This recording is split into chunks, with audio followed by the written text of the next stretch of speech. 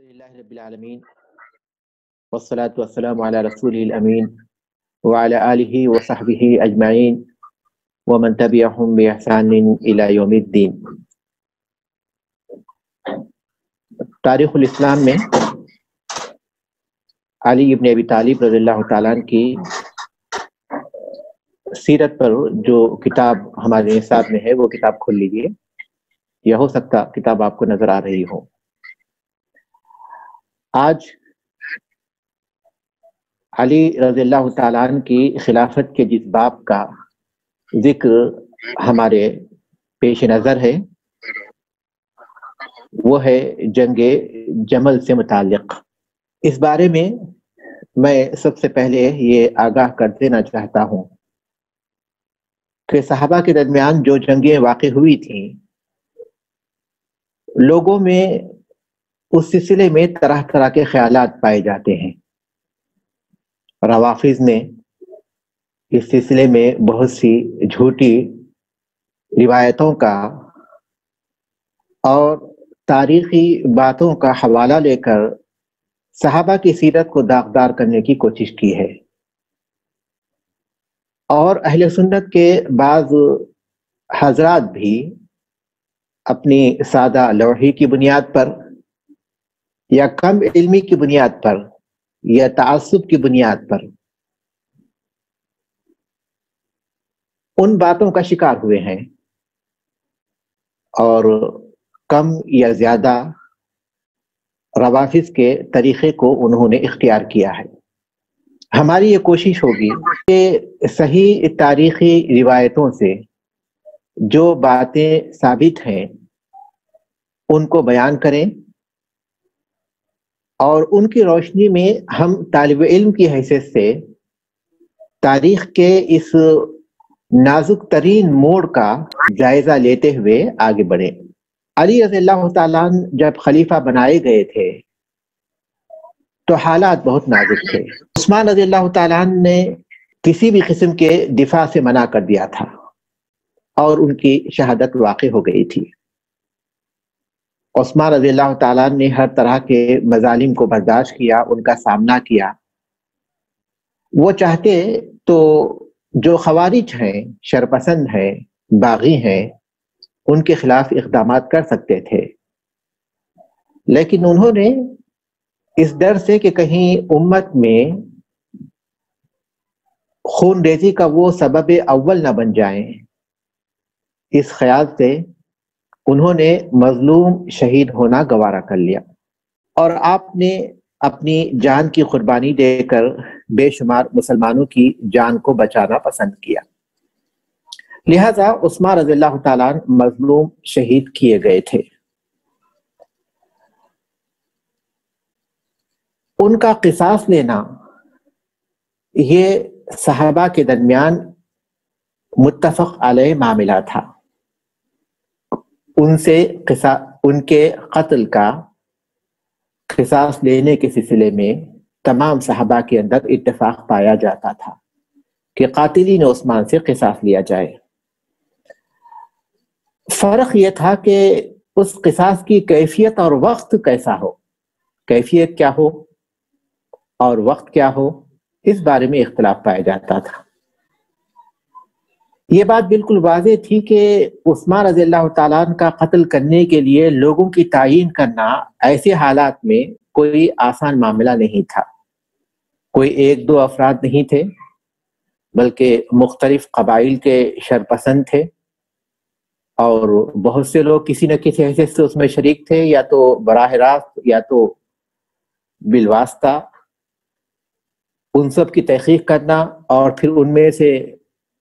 قاتلین کو نامزد کرنا، اور خاص طور پر ایسے حالات میں جبکہ مدینے میں وہ لوگ ہر طرف پھیلے ہوئے ہیں، کافی مشکل معاملہ تھا۔ لہذا تمام صحابہ اس بات پر اتفاق رکھتے تھے کہ عثمان رضی اللہ تعالیٰ عنہ کا بدلہ لینا چاہیے، ان کا قصاص لینا چاہیے، لیکن اس کی کیفیت کیا ہو اور کب لیا جائے، اس بارے میں اختلاف پایا جاتا تھا۔ معاملہ پیچیدہ تھا اور یہی بات اختلاف کا سبب بن گئی۔ زبیر بن عوام رضی اللہ تعالیٰ عنہ اور طلحہ رضی اللہ تعالیٰ عنہ اور بعض دیگر صحابہ یہ موقف رکھتے تھے کہ قصاص لینے میں جلدی کرنا چاہیے اور اس میں تاخیر کرنا مناسب نہیں ہے۔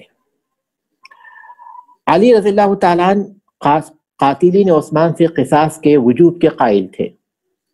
وہ بھی کہتے تھے کہ بدلہ لینا چاہیے، قصاص لیا جائے گا، لیکن وہ اس کام کو اس وقت تک مؤخر کر دینا چاہتے تھے جب تک کہ ملک کے حالات معمول پر نہ آ جائیں اور مسلمان متحد نہ ہو جائیں۔ یہ علی رضی اللہ تعالیٰ عنہ کا موقف تھا۔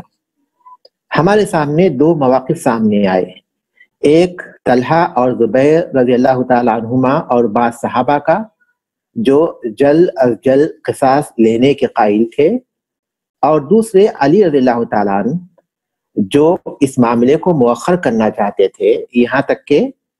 مسلمانوں میں اتحاد پیدا ہو جائے اور اس کے بعد اس بات کی تحقیق کی جائے کہ کون قاتلین ہیں اور پھر ان سے قصاص لیا جائے۔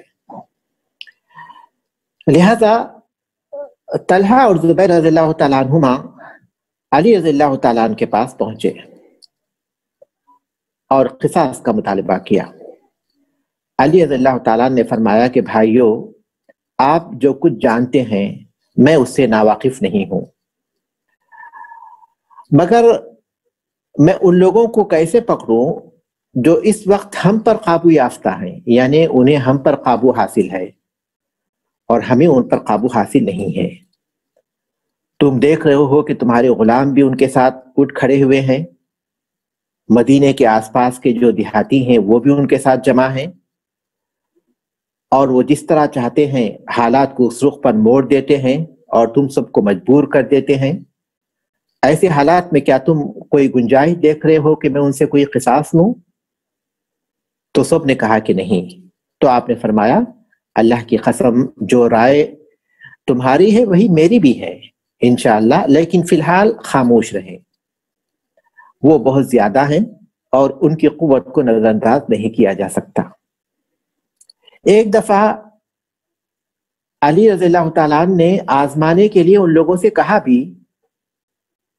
کہ جو غلام ہیں وہ اپنے مالکوں کے پاس واپس چلا جائیں، تو ان خوارج نے، شرپسندوں نے اپنے لیے اسے خطرہ سمجھا کہ کچھ لوگ ان سے الگ ہو جائیں گے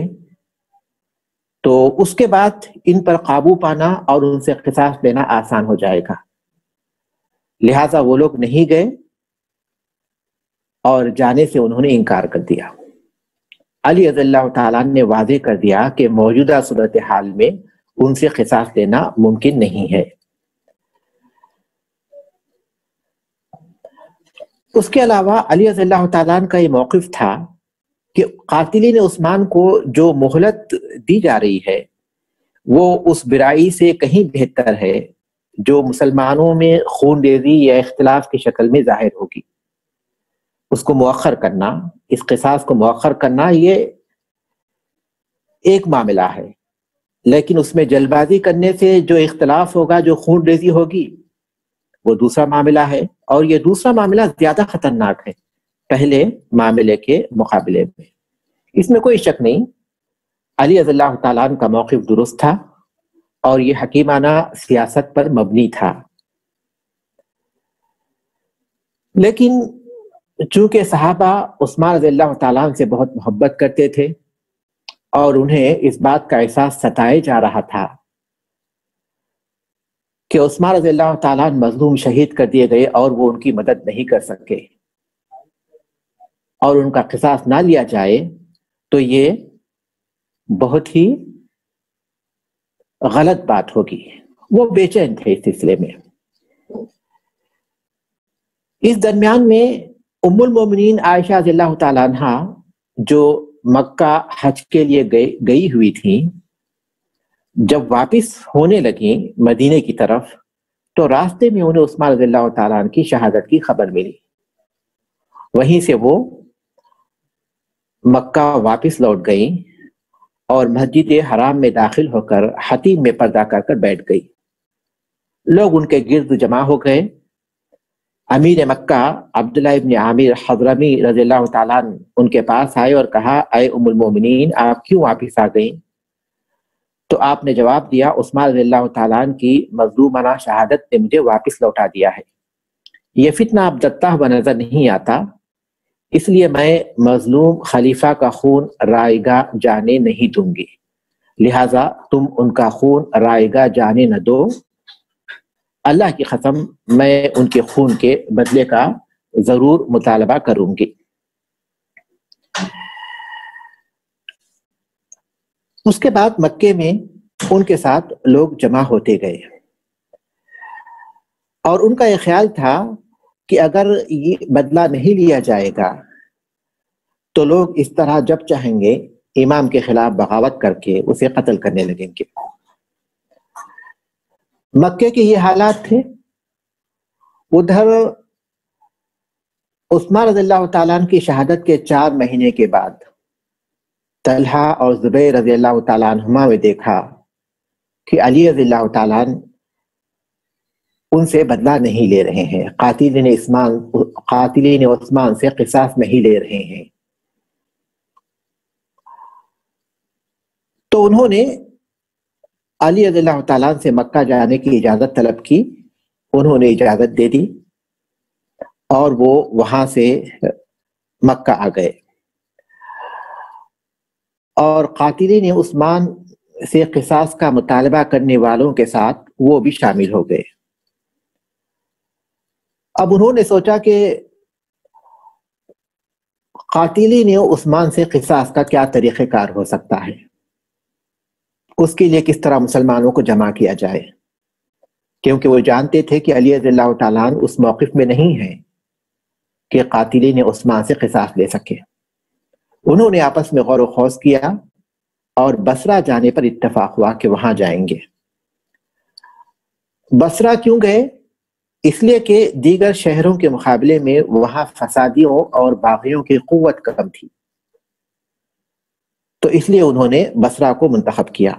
ان کا مقصد کیا تھا؟ عثمان رضی اللہ تعالیٰ عنہ کا قصاص لینا، اللہ کے حدود میں سے ایک حدود کی تنفیذ کی کوشش کرنا، مسلمانوں میں جو اختلاف پیدا ہو گیا ہے اس کے اصلاح کی کوشش کرنا، اور جو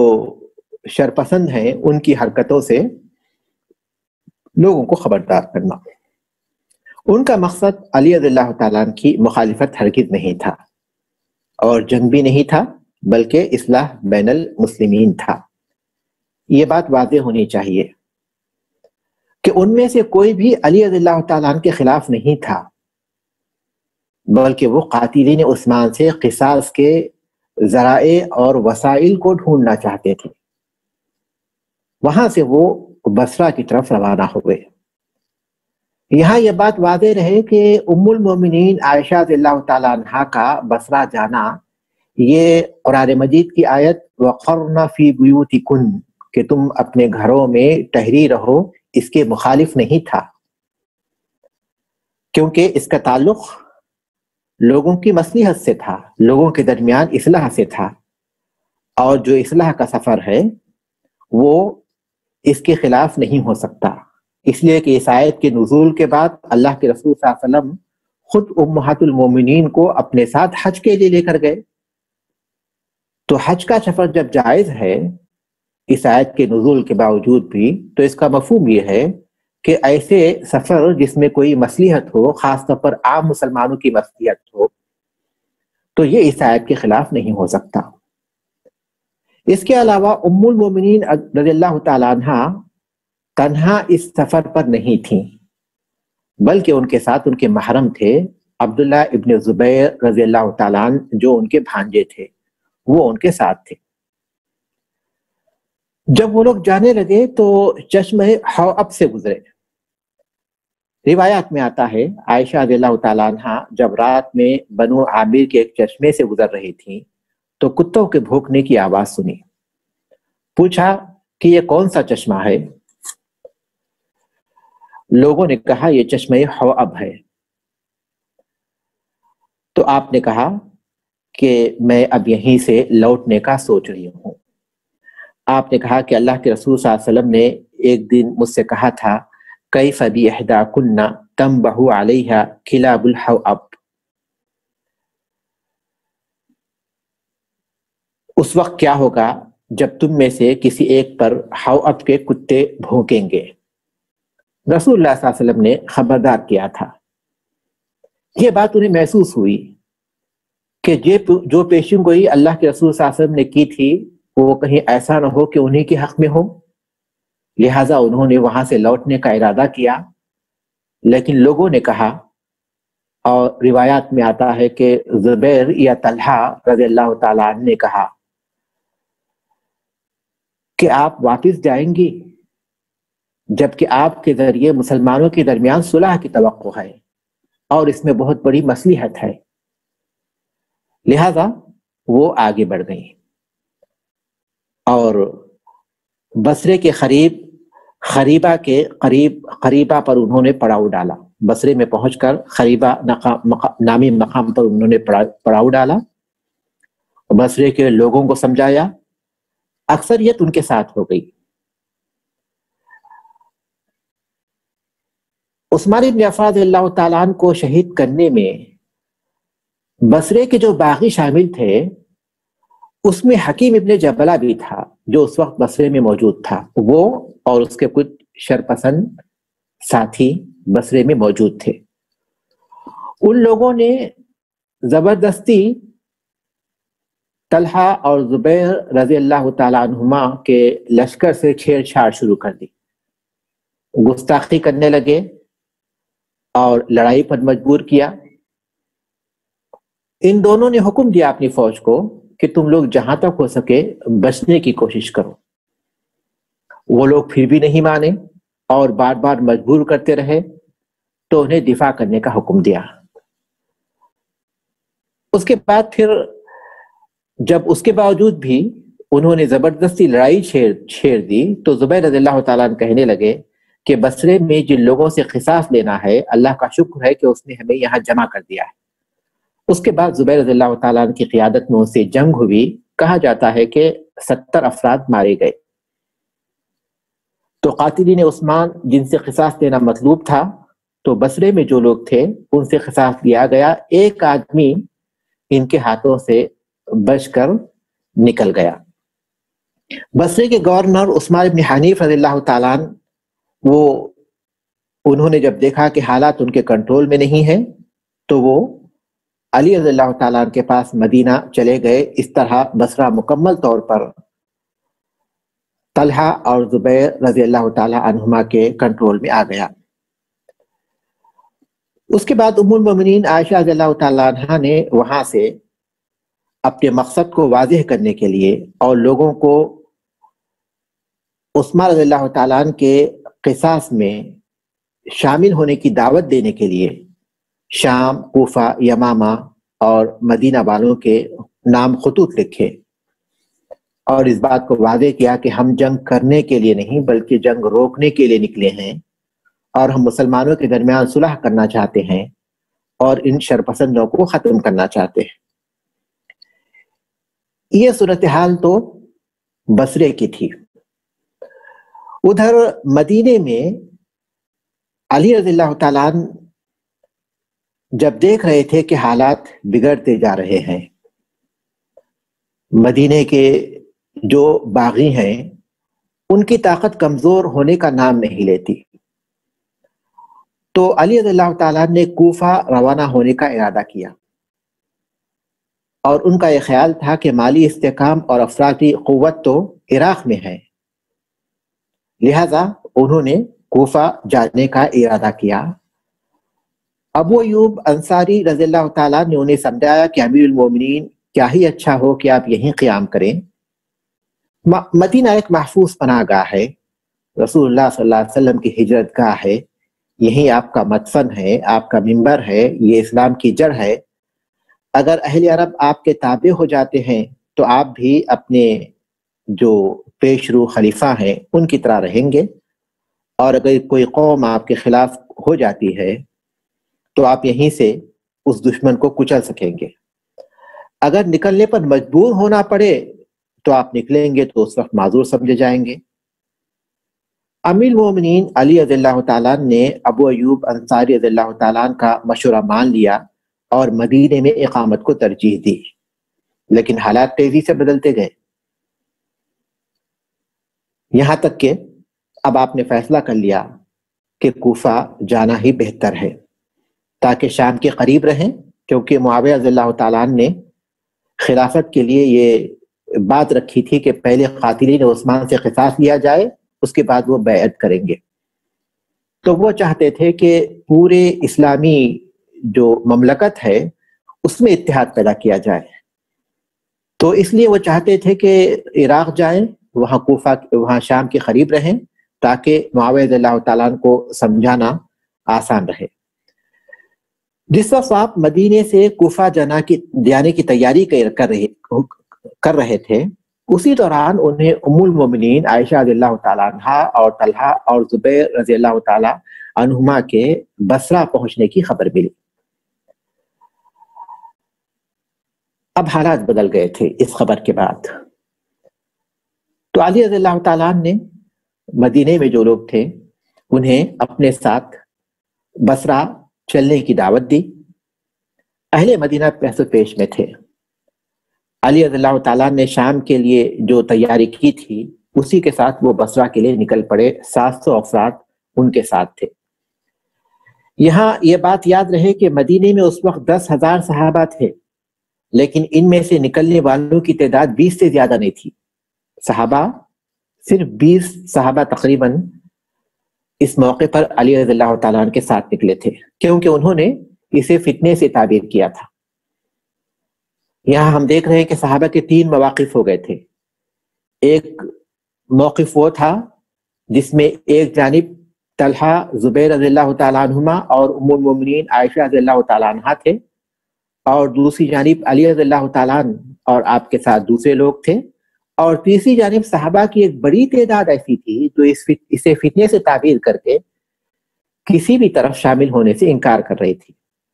یہاں تک کہ ابو حمید الساعدی رضی اللہ تعالیٰ عنہ جو بدری صحابی ہیں،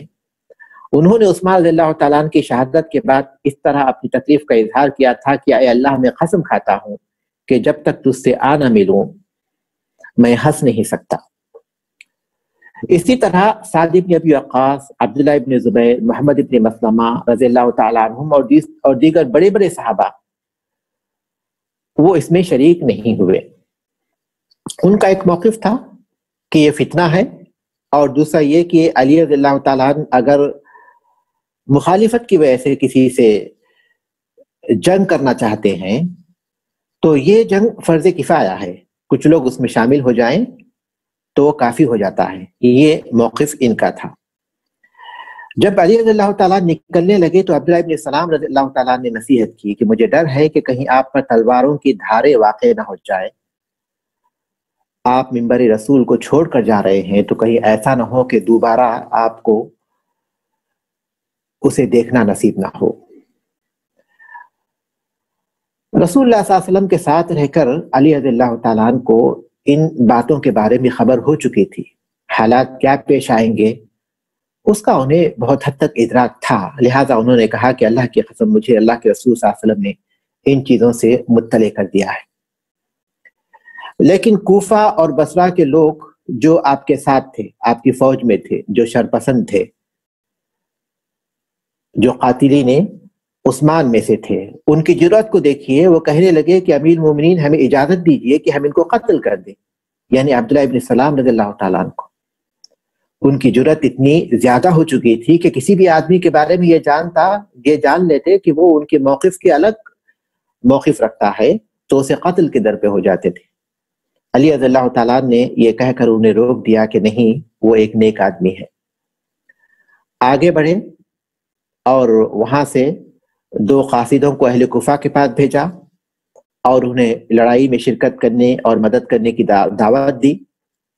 لیکن کوفہ والوں کو ابو موسیٰ اشعری رضی اللہ تعالیٰ عنہ جو وہاں کے گورنر تھے انہوں نے سمجھا دیا تھا کہ یہ فتنہ ہے، اس فتنے سے الگ رہو، لہذا کوفے کے لوگ علی رضی اللہ تعالیٰ عنہ کا ساتھ دینے کے لیے تیار نہیں ہوئے۔ اس کے بعد علی رضی اللہ تعالیٰ عنہ اور آگے بڑھے، وہاں سے بھی قاصد بھیجا کوفہ والوں کے پاس، وہ بھی ناکام ہو گئے۔ یہاں تک کہ آپ ذیقار نامی مقام پر پہنچے جو بصرے کے قریب ہے. وہاں سے اہل کفہ کے پاس عبداللہ ابن عباس رضی اللہ تعالیٰ عنہ کو قاسم بھیجا، لیکن تب بھی راضی نہیں ہوئے.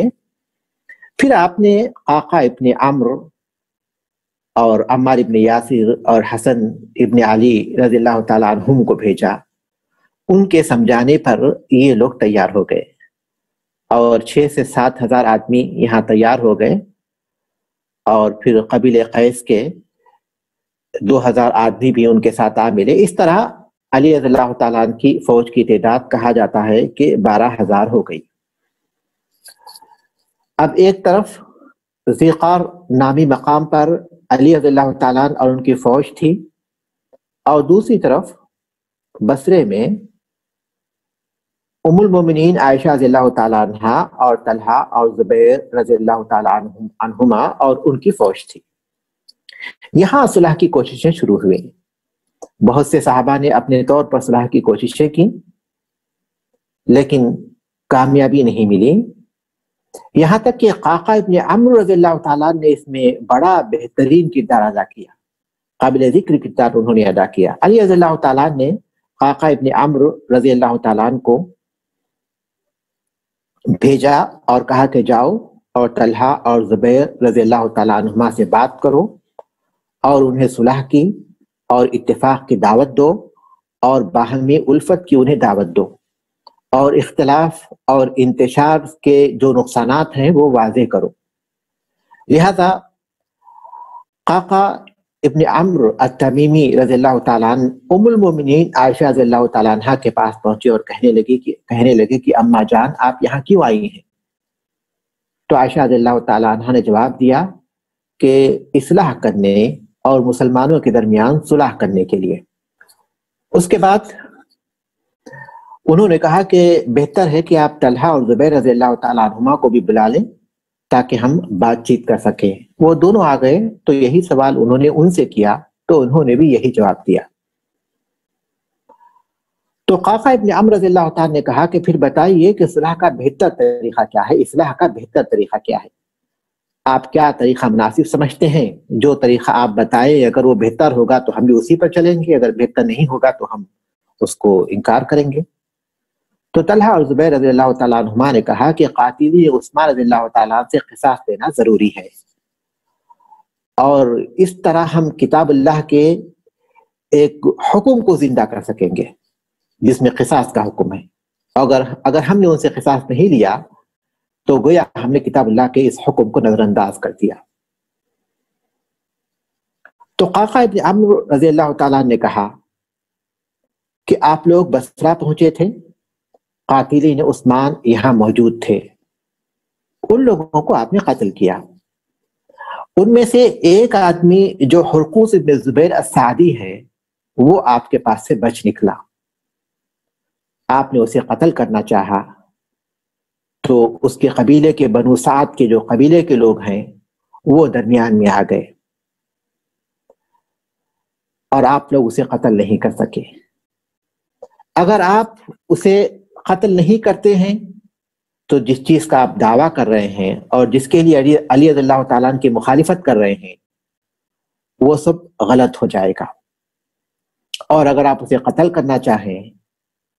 تو ان کے قبیلے کے لوگ آپ کو قتل کرنے نہیں دیں گے. اور دوسری طرف بنو سعد کے جو حلیف قبائل ہیں، بڑے بڑے قبائل، قبیلے ربیعہ اور قبیلے مدر، وہ بھی آپ کے مخالف ہو چکے ہیں. اگر آپ اسے قتل کرنا چاہیں تو آپ کو ان سب سے لڑنا پڑے گا، ان کی تعداد بہت زیادہ ہے اور کبھی آپ اس میں کامیاب نہیں ہو سکیں گے.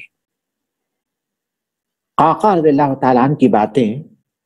بالکل مناسب تھیں اور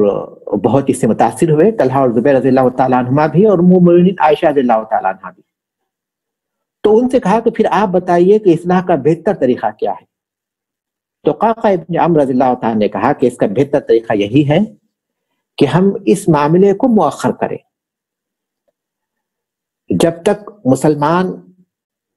پوری طرح متحد نہیں ہو جاتے اور علی رضی اللہ تعالیٰ عنہ کے ہاتھ پر بیعت نہیں کر لیتے اور مسلمانوں کو قوت اور طاقت پوری طرح حاصل نہیں ہو جاتی اس وقت تک اسے مؤخر کیا جائے. جب یہ کام ہو جائے تو اس وقت ان سے قصاص لینا بھی آسان رہے گا اور وہ چیز حاصل ہو جائے گی جو آپ چاہتے ہیں اور اسی میں امت کی بھلائی ہے وغیرہ وغیرہ. انہیں بہت بہترین باتیں انہوں نے پیش کی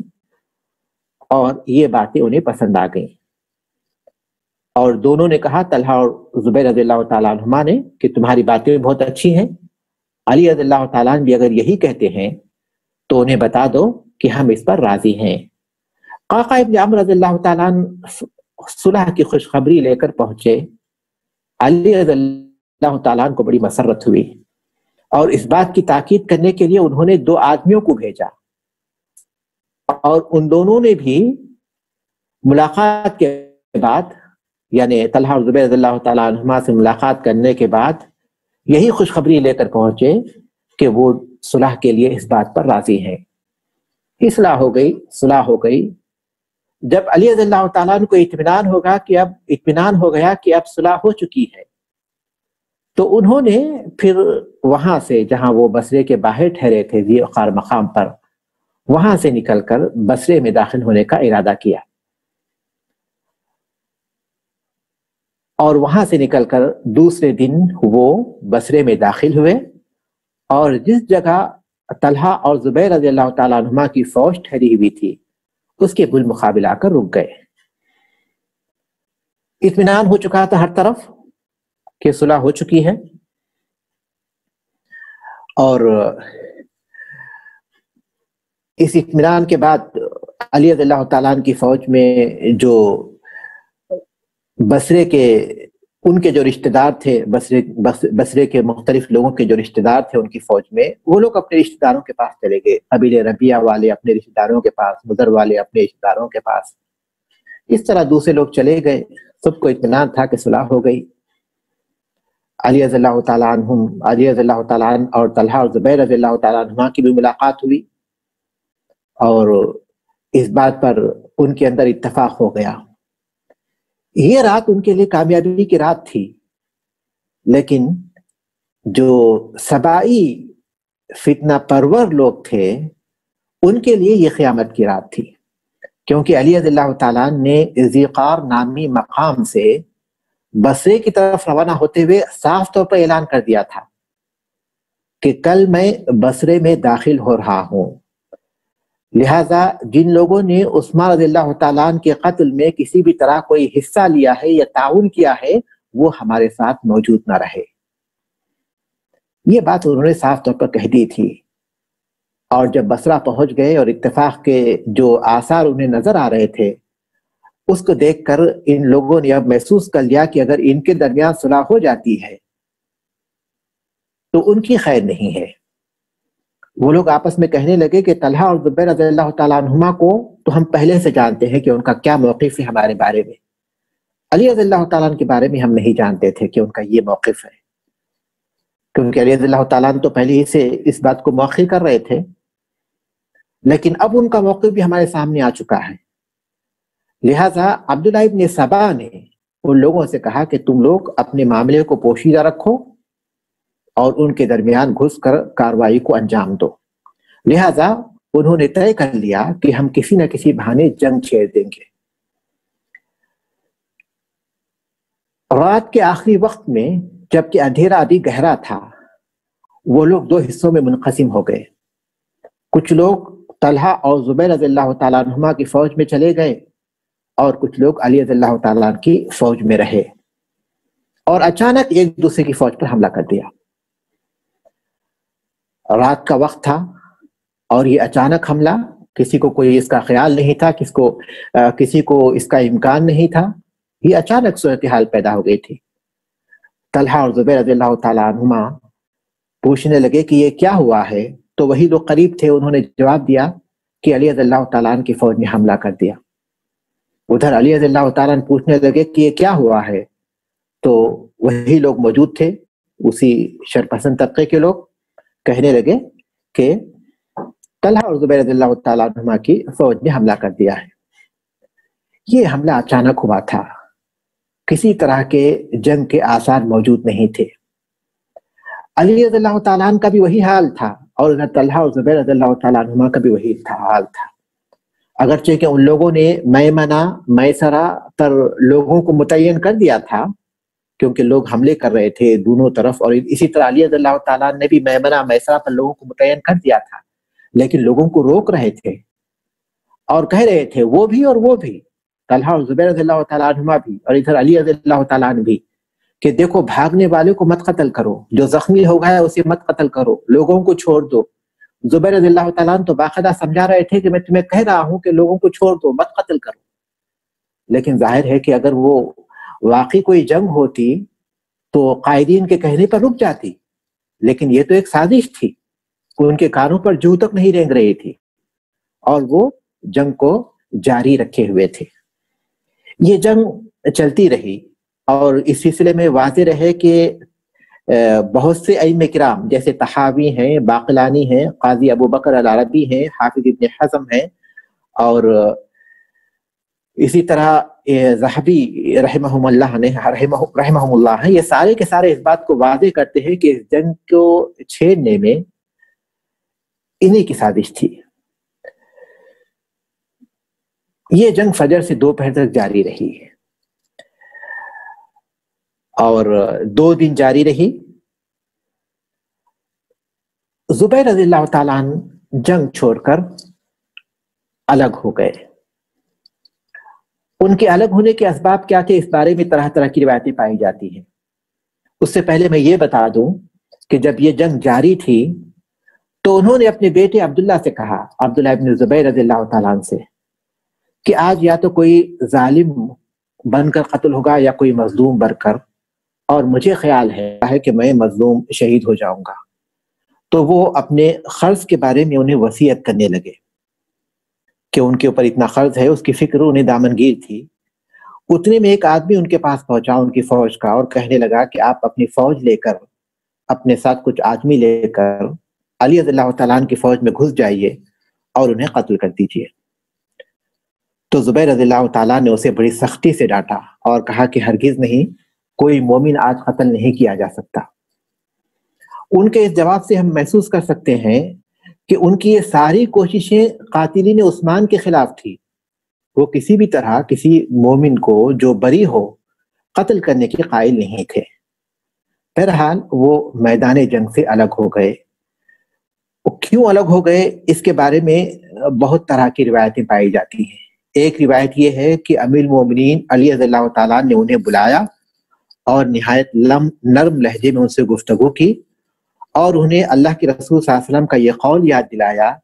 کہ لَتُقَاتِلَنَّهُ وَأَنْتَ لَهُ ظَالِمٌ، کہ رسول اکرم صلی اللہ علیہ وسلم نے ایک بار آپ سے کہا تھا کہ تم علی رضی اللہ تعالیٰ سے جنگ کرو گے اور اس موقع پر تم ظالم رہو گے۔ یہ انہیں جب یاد دلایا گیا تو وہ پھر میدان جنگ سے الگ ہو گئے، لیکن یہ حدیث صحیح نہیں ہے۔ میں پھر کہوں گا یہ روایت ضعیف ہے، اس کے جتنے بھی طرق آئے ہیں اہل علم نے تحقیق کی ہے کہ یہ ثابت نہیں ہے، تو یہ وجہ نہیں تھی۔ دوسری وجہ یہ تھی، جیسا کہ بعض روایت میں آتا ہے کہ زبیر رضی اللہ تعالیٰ عنہ کو یہ معلوم ہوا کہ عمار رضی اللہ تعالیٰ عنہ علی رضی اللہ تعالیٰ عنہ کی فوج میں ہے۔ رسول اللہ صلی اللہ علیہ وسلم نے عمار رضی اللہ تعالیٰ عنہ کے بارے میں کہا تھا اور صحابہ کے درمیان یہ بات معروف تھی کہ تقتل عمارا الفئۃ الباغیۃ، کہ عمار کو ایک باغی گروہ قتل کرے گا۔ جب انہیں اس بات کا علم ہوا کہ عمار علی رضی اللہ تعالیٰ عنہ کی فوج میں ہے تو پھر وہ اپنے فوج سے نکل گئے اور الگ ہو گئے۔ یہ ایک روایت ہے۔ اور تیسری روایت یہ ہے کہ انہوں نے جب دیکھا کہ جس کام کے لیے وہ اٹھے تھے، اصلاح کے لیے، اس کے بجائے جنگ ہو گئی، ایک ایسی جنگ جس کو وہ کبھی نہیں چاہتے تھے، تو پھر انہوں نے اسے فتنے سے تعبیر کیا اور کہنے لگے کہ یہ تو ایک فتنہ ہے، اور پھر وہ فتنے سے الگ ہو گئے۔ بعض روایت میں یہ بھی آتا ہے کہ بعض صحابہ نے، جیسے عبداللہ ابن عباس رضی اللہ تعالیٰ نے انہیں علی رضی اللہ تعالیٰ سے ان کی جو قرابت داری ہے وہ انہیں یاد دلائی اور کہا کہ کیا تم علی رضی اللہ تعالیٰ پر تلوار چلاؤ گے، تو اس کی وجہ سے وہ الگ ہو گئے۔ بہرحال وجہ جو بھی ہو، جنگ کی ابتدا ہی میں پہلے ہی مرحلے میں زبیر رضی اللہ تعالیٰ عنہ میدان جنگ سے الگ ہو گئے اور جنگ میں رہنا انہوں نے پسند نہیں کیا۔ یہاں سے جب جا رہے تھے وہ، تو عمرو ابن جرموز نامی ایک بدبخت نے انہیں قتل کر دیا اور اس طرح وہ شہید ہو گئے۔ دوسری طرف طلحہ تھے رضی اللہ تعالیٰ عنہ، جو اس فوج کی قیادت کر رہے تھے، لیکن ان کا بھی وہی حال تھا، وہ لوگوں کو روک رہے تھے، سمجھا رہے تھے، منع کر رہے تھے۔ اتنے میں ایک تیر ان کو آ کر لگا، جو ٹھیک اسی زخم پر لگا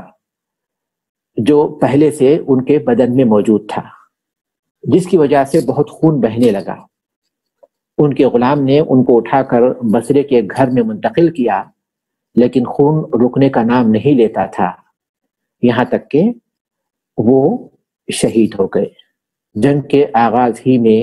یہ دونوں فوج سے الگ ہو چکے تھے۔ یہ جنگ صبح سے لے کر دوپہر تک جاری رہی۔ اس طرح پہلا دن ختم ہوا۔ طرفین کے مقتولین کو دیکھتے علی رضی اللہ تعالیٰ عنہ جنگ کے بعد جب طرفین کے مقتولین کو دیکھتے تو بہت رنجیدہ ہو جاتے تھے۔ روایات میں آتا ہے کہ جب یہ پہلا دن ختم ہوا تو علی رضی اللہ تعالیٰ عنہ بے قرار ہو گئے، بے چین ہو گئے، اس قدر رنجیدہ ہو گئے کہ اپنے بیٹے حسن رضی اللہ تعالیٰ عنہ کے پاس پہنچے، انہیں اپنے سینے سے لگایا اور پھوٹ پھوٹ کر رونے لگے اور کہنے لگے کہ کاش میں 20 سال پہلے مر گیا ہوتا۔ حسن رضی اللہ تعالیٰ عنہ نے کہا کہ میں نے آپ کو پہلے ہی منع کیا تھا، کیونکہ حسن رضی اللہ تعالیٰ عنہ مدینے سے نکلتے وقت ہی علی رضی اللہ تعالیٰ عنہ کو خبردار کر چکے تھے اور انہیں منع کر رہے تھے۔ انہوں نے کہا کہ میں نے پہلے ہی آپ کو منع کیا تھا، تو علی رضی اللہ تعالیٰ نے کہا کہ میں نہیں سمجھتا تھا کہ معاملہ اس حد تک پہنچ جائے گا، اب مزہ ہی کیا ہے، اب کس طرح اور کس چیز میں بھلائی کی امید کی جا سکتی ہے۔ یہ علی رضی اللہ تعالیٰ عنہ کے الفاظ تھے۔ دوسرے دن عائشہ رضی اللہ تعالیٰ عنہ کو خبر ہوئی جنگ کے بارے میں۔ جنگ کے آثار موجود تھے، دونوں فوجیں آمنے سامنے موجود تھیں، تو ام المومنین عائشہ رضی اللہ تعالیٰ عنہ اپنے اونٹ پر سوار ہو کر، وہ ہودج میں تھی،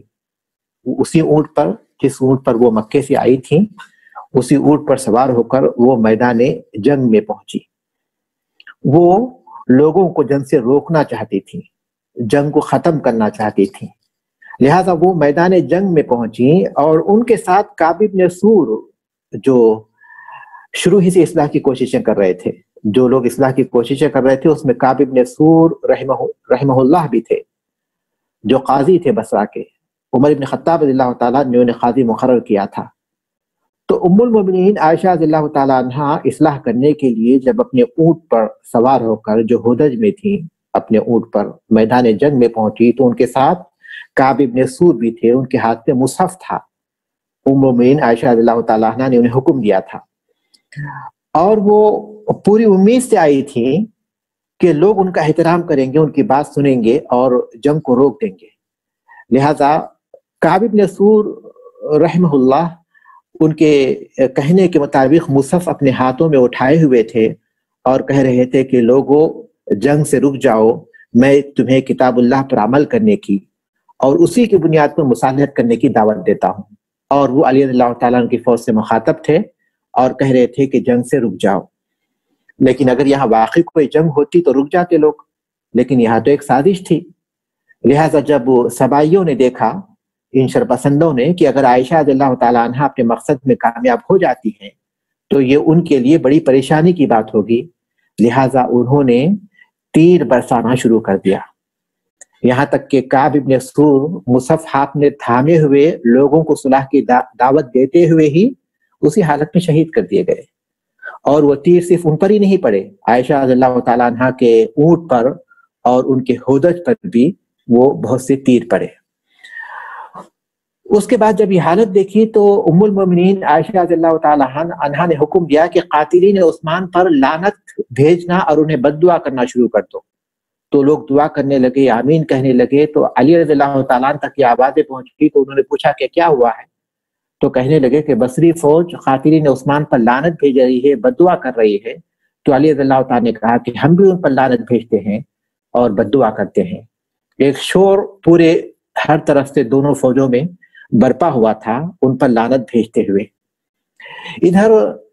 عائشہ رضی اللہ تعالیٰ عنہ بار بار کہہ رہی تھی کہ میرے بیٹو جنگ سے باز آ جاؤ، جنگ سے باز آ جاؤ، جنگ سے باز آ جاؤ، آپس میں صلح کر لو۔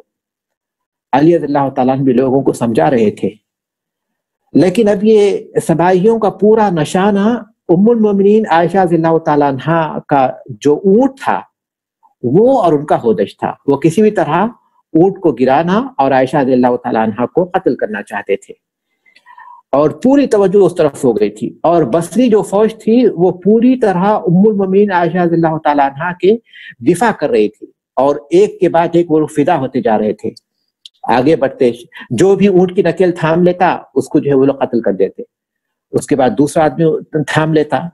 یہاں تک کہ محمد بن طلحہ سجاد آئے، انہوں نے اونٹ کی نکیل تھام لی اور پوچھا کہ اماں جان آپ کیا حکم دیتی ہیں؟ تو انہوں نے جواب دیا کہ تم آدم علیہ السلام کے 2 بیٹوں میں سے جو سب سے اچھا بیٹا تھا اس کی طرح ہو جاؤ، یعنی تم قتل مت کرو دوسرے کو۔ تو انہوں نے اپنی تلوار نیام میں ڈال دی اور پھر وہ شہید کر دیے گئے۔ عبداللہ ابن زبیر رضی اللہ تعالیٰ نے اس موقع پر جو جرأت اور بہادری اور جو فداکاری کی وہ ایک اپنی مثال آپ تھی۔ وہ جب مقتولین کے درمیان سے وہ نکالے گئے تھے تو ان کے جسم پر 40 زخم آئے تھے عبداللہ ابن زبیر رضی اللہ تعالیٰ عنہ پر۔ تو بہرحال پوری طرح یہ باغی جو علی رضی اللہ تعالیٰ عنہ کی فوج میں موجود تھے عائشہ رضی اللہ تعالیٰ عنہ کے اونٹ اور ان کے ہودج پر حملہ کر رہے تھے، اور بصری فوج کے لوگ پوری طرح فداکارانہ جذبے کے ساتھ ان کا دفاع کر رہے تھے۔ علی رضی اللہ تعالیٰ عنہ نے جب دیکھا تو جنگی بصیرت اور عسکری جو مہارت تھی اور ان کا جو تجربہ تھا اس کو دیکھتے ہوئے انہوں نے محسوس کر لیا کہ جب تک عائشہ رضی اللہ تعالیٰ عنہ میدان جنگ میں رہیں گی اور یہ اونٹ موجود رہے گا یہ جنگ ختم نہیں ہوگی۔ لہٰذا انہوں نے کچھ آدمیوں کو، جس میں ان کے بھائی محمد ابن ابو بکر رضی اللہ تعالیٰ عنہ بھی تھے اور عبداللہ بن بدیل بھی تھے، ان کو حکم دیا کہ تم لوگ اونٹ کے کوچے کاٹ دو اور عائشہ رضی اللہ تعالیٰ عنہ کا ہودج وہاں سے اٹھا کر میدان جنگ سے کسی دوسرے مقام پر پہنچا دو۔ انہوں نے ویسا ہی کیا، اور ام المومنین عائشہ رضی اللہ تعالیٰ عنہ کو ہودج میں لے کر علی رضی اللہ تعالیٰ عنہ کے پاس آئے تو انہوں نے انہیں عبداللہ بن بدیل رضی اللہ تعالیٰ عنہ کے گھر میں پہنچانے کا حکم دیا۔ یہ جنگ دوپہر میں شروع ہوئی تھی جو شام ہونے سے پہلے پہلے ختم ہوئی تھی۔ اس کے بعد علی رضی اللہ تعالیٰ نے اعلان کیا، جب ان لوگوں نے دیکھا کہ یہاں عائشہ رضی اللہ تعالیٰ عنہ موجود نہیں ہیں تو جنگ خود بخود ختم ہو گئی۔ اس کے بعد علی رضی اللہ تعالیٰ نے اعلان کیا کہ کسی بھاگنے والے کو قتل نہ کیا جائے اور کسی زخمی پر ہاتھ نہ اٹھایا جائے، کسی بھاگنے والے کا پیچھا نہ کیا جائے، کسی کے گھر میں نہ گھسا جائے، جو ہتھیار ڈال دے اسے امان ہے،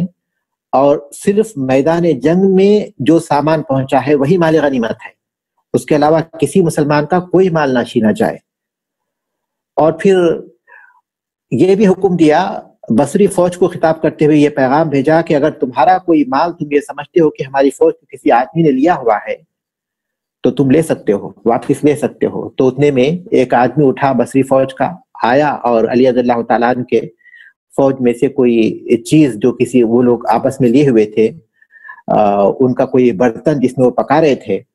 اس نے وہ چھین لیا اور لوگ دیکھتے رہ گئے۔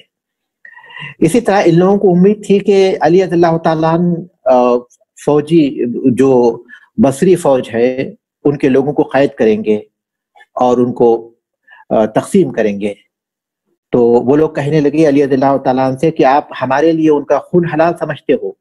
اور ان کا مال حلال نہیں سمجھتے؟ تو علی رضی اللہ تعالیٰ نے کہا کہ ٹھیک ہے، پھر تم قرآن اندازی کرو، دیکھو کہ عائشہ رضی اللہ تعالیٰ عنہ کس کے نصیب میں آتی ہیں۔ تو وہ لوگ استغفر اللہ کہنے لگے، یعنی ان کا خیال تھا کہ ان کو باندی بنایا جائے جیسا کہ مشرکین کے ساتھ جنگ کے موقع پر کیا جاتا ہے، لیکن علی رضی اللہ تعالیٰ نے جیسے ہی یہ سوال کیا ان کو سمجھانے کے لیے، سب استغفر اللہ کہنے لگے اور وہاں سے منتشر ہو گئے۔ تو علی رضی اللہ تعالیٰ نے مقتولین کو تلاش کیا اور ان سب کے لیے رحمت کی دعا کرتے رہے۔ جب انہوں نے محمد بن طلحہ سجاد کو دیکھا تو انا للہ و انا الیہ راجعون پڑھا اور کہا کہ یہ بہت نیک نوجوان تھے، اور اس کے بعد سب کے لیے انہوں نے دعائے رحمت کی۔ اور پھر علی رضی اللہ تعالیٰ جب دوسرے دن کے بعد اپنے خیمے میں گئے تو ان کی بیوی، ان کے بیٹے رو رہے تھے، تو علی رضی اللہ تعالیٰ بھی رونے لگے اور کہنے لگے کہ انشاءاللہ ہم ان لوگوں میں سے ہوں گے جن کے بارے میں اللہ تعالیٰ نے فرمایا وَنَزَعْنَا مَا فِي صُدُورِهِم مِّن غِلٍّ، کہ ان کے سینوں میں جو کینہ ہوگا ہم اسے نکال دیں گے، اور وہ بھائی بھائی بن کر ایک دوسرے کے سامنے تختوں پر موجود رہیں گے۔ یہ آیت انہوں نے پڑھی اور کہنے لگے کہ اس کے مخاطب اگر ہم نہیں ہیں تو اور کون ہو سکتے ہیں۔ اس کے بعد بصرہ والوں نے علی رضی اللہ تعالیٰ کے ہاتھوں بیعت کر لی۔ پھر علی رضی اللہ تعالیٰ نے ام المومنین عائشہ رضی اللہ تعالیٰ عنہا کے لیے سواری مہیا کی، سامان مہیا کیا اور زاد سفر مہیا کیا، اور عورتوں کی ایک بڑی تعداد ان کے ساتھ تیار کی جو ان کے ساتھ آئے تھے، واپس ہو رہے تھے، اور پھر ان کو مدینہ بھیجنے کا انہوں نے انتظام کیا۔ عائشہ رضی اللہ تعالیٰ عنہ کے پاس پہنچے، انہیں سلام کیا، انہوں نے مرحبا کہا اور کہا کہ اللہ آپ کی مغفرت کرے۔ علی رضی اللہ تعالیٰ نے کہا تو ام المؤمنین عائشہ رضی اللہ تعالیٰ عنہ نے کہا کہ اللہ آپ کی بھی مغفرت کرے۔ جب واپس جانے کا دن آ گیا تو عائشہ رضی اللہ تعالیٰ عنہ باہر نکلی اور لوگوں سے خطاب کیا کہ میرے بیٹوں، ہم نے جلد بازی کی اور ایک دوسرے کی مخالفت کرنے لگے۔ اب میں کہتی ہوں اور تمہیں نصیحت کرتی ہوں کہ آئندہ کبھی بھی اس طرح کی جلد بازی کر کر ایک دوسرے کی مخالفت نہ کرو۔ اور کہنے لگی کہ میرے اور علی کے درمیان کوئی اختلاف نہیں تھا سوائے اس اختلاف کے جو گھروں میں ایک عورت اور اس کے سسرالی رشتہ داروں میں ہوتا ہے، یہی اختلاف، اس کے علاوہ اور کوئی اختلاف ہمارے درمیان نہیں تھا۔ علی رضی اللہ تعالیٰ نے کہا کہ ہاں ہمارے درمیان اس اختلاف کے علاوہ اور کوئی اختلاف نہیں تھا۔ علی رضی اللہ تعالیٰ کئی میل تک ان کے ساتھ گئے اور اس کے بعد اپنے بیٹوں کو حکم دیا کہ تم ایک دن کے سفر تک ان کے ساتھ رہو، اس کے بعد واپس آؤ۔ پوری حفاظت کے ساتھ انہوں نے پہنچایا۔ حقیقت یہ ہے کہ اللہ کے رسول صلی اللہ علیہ وسلم نے ایک مرتبہ علی رضی اللہ تعالیٰ سے کہا تھا انہ سیکون بینک و بین عائشہ امر، کہ ایک وقت ایسا آئے گا کہ جب کہ تمہارے اور عائشہ رضی اللہ تعالیٰ عنہ کے درمیان کچھ تلخی پیدا ہوگی۔ تو علی رضی اللہ تعالیٰ نے حیرت سے پوچھا کہ میرے اور ان کے درمیان؟ رسول صلی اللہ علیہ وسلم نے فرمایا کہ ہاں۔ انہوں نے پھر پوچھا، رسول اکرم صلی اللہ علیہ وسلم نے کہا کہ ہاں۔ تو علی رضی اللہ تعالیٰ نے کہا کہ تب تو میں سب سے بڑا بدبخت ہو جاؤں گا۔ رسول اکرم صلی اللہ علیہ وسلم نے کہا کہ لا ولکن اذا کان ذلک فرددھا الی مأمنھا، لیکن جب ایسا ہو جائے تو تم حفاظت سے انہیں ان کے گھر پہنچا دو۔ علی رضی اللہ تعالیٰ نے اللہ کے رسول صلی اللہ علیہ وسلم کی اس نصیحت کو اچھی طرح پورا کیا۔ جنگ جمل پر سب کو احساس ندامت رہا، عائشہ رضی اللہ تعالیٰ عنہ کو بھی، طلحہ رضی اللہ تعالیٰ عنہ کو بھی، زبیر رضی اللہ تعالیٰ عنہ کو بھی، اور علی رضی اللہ تعالیٰ عنہ کو بھی۔ سب اس پر افسوس کرتے رہے، اور حقیقت پہ جیسا کہ میں نے اس بات کا ذکر کیا کہ جنگ ان کی مرضی سے نہیں شروع ہوئی تھی، اور جنگ میں موجود ضرور تھے لیکن انہوں نے تلوار نہیں چلائی، کسی کو قتل نہیں کیا، نہ تو طلحہ رضی اللہ تعالیٰ نے قتل کیا، نہ زبیر رضی اللہ تعالیٰ نے قتل کیا، نہ علی رضی اللہ تعالیٰ نے قتل کیا، اور وہ جنگ کو روکنے ہی کی کوشش کرتے رہے، جنگ کو روکنے ہی کی وہ کوشش کرتے رہے۔ لہٰذا یہ صورتحال ہے جنگ کی۔ اس جنگ کو علی رضی اللہ تعالیٰ عنہ اور طلحہ رضی اللہ تعالیٰ عنہ اور ام المومنین عائشہ رضی اللہ تعالیٰ عنہ ایک طرف، یعنی طلحہ اور زبیر اور عائشہ رضی اللہ تعالیٰ عنہم ایک طرف، اور ایک طرف علی رضی اللہ تعالیٰ عنہ، اس طرح کی جنگ بنا کر اس کے بارے میں طرح طرح کے تبصرے کرنا اور حکم صادر کرنا یہ بالکل مناسب نہیں ہے۔ جنگ کی یہ صورتحال ہے، کسی بھی طرح یہ جنگ کے ارادے سے نہیں ہوئی تھی، بلکہ ایک حادثہ تھا جو ان کے ارادے کے بغیر ان کے سامنے پیش آ گیا تھا، اور انہوں نے اسے دفع کرنے کی کوشش کی تھی۔ یاد رہے کہ علی رضی اللہ تعالیٰ عنہ کے بارے میں اللہ کے رسول صلی اللہ علیہ وسلم نے فرمایا کہ وہ ایسے ہیں کہ اللہ اس کے رسول ان سے محبت کرتے ہیں، اور وہ اللہ ان کے رسول صلی اللہ علیہ وسلم سے محبت کرتے ہیں۔ یہ علی رضی اللہ تعالیٰ عنہ ہے۔ اور ام المومنین عائشہ رضی اللہ تعالیٰ عنہ جو خواتین میں بہت افضل ہیں، افضل ترین خاتون ہیں، اور وہ اکیلی ہیں کہ جن کے لحاظ میں اللہ کے رسول صلی اللہ علیہ وسلم پر وحی نازل ہوتی تھی، اور جبرائیل علیہ السلام نے ان کے پاس اپنا سلام بھیجا تھا۔ یہ عائشہ رضی اللہ تعالیٰ عنہ ہے۔ اور زبیر رضی اللہ تعالیٰ عنہ یہ حواری رسول ہیں۔ جب زبیر رضی اللہ تعالیٰ عنہ کا قاتل علی رضی اللہ تعالیٰ عنہ کے پاس پہنچا تھا اور سمجھ رہا تھا کہ وہ اسے کوئی انعام دیں گے، تو علی رضی اللہ تعالیٰ نے کہا کہ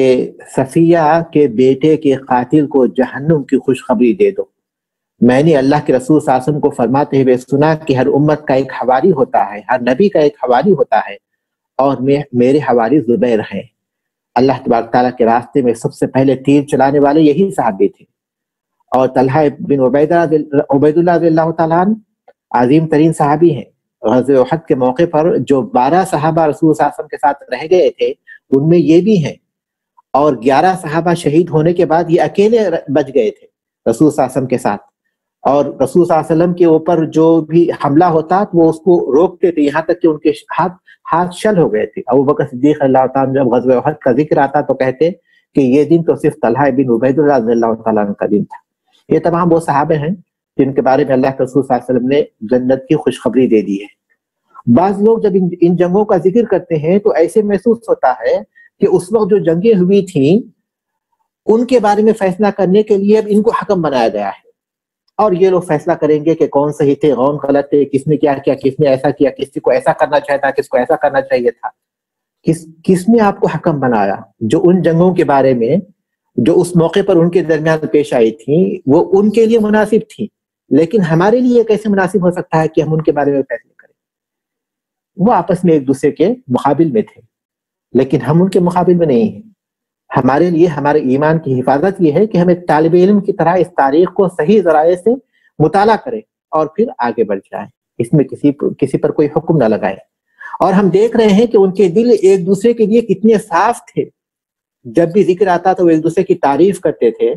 اور ایک دوسرے کے لیے رحمت اور مغفرت کی دعا کرتے تھے۔ اور ہم ان جنگوں کا ایسے ذکر کرتے ہیں کہ سننے والوں کے دلوں میں صحابہ کے لیے نفرت پیدا ہو جائے، اور وہ اپنے دلوں میں ان کے بارے میں غلط فہمی کا شکار ہو جائے۔ یہ ہمارا حال ہے، جبکہ ان لوگوں کا آپس میں یہ حال تھا کہ وہ ایک دوسرے کے لیے رحمت اور مغفرت ہی کی دعا کرتے تھے۔ لہٰذا ان جنگوں کو ہمیں اسی طرح لینا چاہیے۔ روافض نے تو ان جنگوں کو بنیاد بنا کر پورے دین کو ایک طرح سے انہوں نے پورے دین کو ایک شک و شبہ کا ذریعہ بنا لیا ہے کہ جب یہ ایسے تھے، جنگ کرنے والے تھے، تو پھر یہ دین ہمارے پاس کیسے محفوظ طریقے سے پہنچ سکتا ہے۔ یہ روافض کا اصل مقصد ہے، جبکہ ہم دیکھ رہے ہیں کہ صحابہ کا اس جنگ میں کیا موقف تھا اور کس طرح انہوں نے رویہ اپنایا۔ لہذا ایک طالب علم کی طرح صحیح مساجد سے اس کا مطالعہ کرتے ہوئے آگے بڑھنا چاہیے، اور عام آدمی کو اس کے پیچھے پڑنے کی ضرورت ہی نہیں ہے۔ بعض لوگ یہ سمجھتے ہیں کہ اگر ہمیں یہ باتیں معلوم نہیں ہوں گی تو گویا ہمارے جو ایمان کے جو بنیادی ارکان ہیں اس میں سے کوئی چیز چھوٹ جائے گی۔ بہت زیادہ ٹوہ میں رہتے ہیں، اور پھر اسی ٹوہ میں وہ کچھ ایسے فیصلے کر لیتے ہیں کہ جو رہا ایمان ہے وہ بھی خطرے میں پڑ جاتا ہے۔ لہذا یہ ایسی باتیں ہیں جس کا ہمیں خیال رکھنا چاہیے، اور جس کے بارے میں ہمیں اپنی زبانوں کو، اپنی تحریروں کو روکنا چاہیے، اور جہاں تک ہو سکے ان کے لیے ہمیں دعائیں کرنا چاہیے۔ یہاں ہم دیکھ رہے ہیں کہ جنگ کوئی نہیں چاہتے تھے، بلکہ وہ جنگ ان پر ان خوارج نے، ان شرپسندوں نے مسلط کر دی تھی، اور ان سب کا مقصد سوائے اصلاح کے اور کچھ نہیں تھا۔ یہ اس جنگ کے تعلق سے کچھ باتیں ہیں، اور اس کے بعد ہم لوگ کو جیسا کہ یہاں آپ دیکھیے کتاب میں لکھا ہوا ہے کہ جمل کا جو فتنہ ہے، عقیدہ تحویہ کے حوالے سے یہاں لکھا ہوا ہے کہ جمل کا جو فتنہ ہے وہ علی، طلحہ اور زبیر رضی اللہ تعالیٰ عنہم کے اختیار کے بغیر واقع ہو گیا تھا، اور اسے ان مفسدوں نے برپا کیا تھا۔ وہ لوگ تو روک رہے تھے اور یہ اچانک برپا ہو گیا تھا۔ یہ مختلف حوالوں سے یہ بات لکھی ہوئی ہے، ان میں سے میں نے کچھ باتیں آپ کے سامنے ذکر بھی کی۔ یہ جنگ مشہور قول کے مطابق جمعہ کے دن 16 جمادی الثانیہ کو پیش آئی تھی، سن 36 ہجری میں۔ سن 36 ہجری میں 16 جمادی الثانیہ کو یہ پیش آئی تھی، اور اس کا نام جنگ جمل اس لیے ہے کہ عائشہ رضی اللہ تعالیٰ عنہ ایک اونٹ پر سوار ہو کر اس جنگ میں شامل ہوئی تھی، کیونکہ اس اونٹ کا جنگ کے میدان جنگ سے بہت گہرا تعلق تھا، اس لیے یہ جنگ جمل کے طور پر مشہور ہو گئی۔ اللہ تبارک تعالیٰ سے دعا ہے کہ اللہ تبارک تعالیٰ ہمارے سامنے حق کو واضح کرے اور حق کے مطابق فیصلہ کرنے کی توفیق عطا فرمائے، اور باطل کو واضح کرے اور باطل سے محفوظ رکھے۔ اور اسی طرح صحابہ کے لیے جو ایمان کا ہمارا جو درجہ ہونا چاہیے، اللہ تبارک تعالیٰ ہمیں اس کے اونچے درجے پر باقی رکھے، اس کے اونچے درجے پر اللہ تبارک تعالیٰ ہمیں باقی رکھے، اور ان کی سیرتوں پر اور ان کے نقش قدم پر چلنے کی توفیق عطا فرمائے۔ آمین والحمدللہ رب العالمین۔ یہاں ہمارا درس ختم ہوتا ہے۔ اگلا درس جنگ صفین کے بارے میں ہوگا، اس کے بعد ہم لوگ صحابہ کے سلسلے میں ہمارا کیا موقف ہونا چاہیے اس کے بارے میں مختصر گفتگو کریں گے اگلے درس کے بعد۔ سبحانک اللہم و بحمدک، اشہد ان لا الہ الا انت، استغفرک و اتوب الیک۔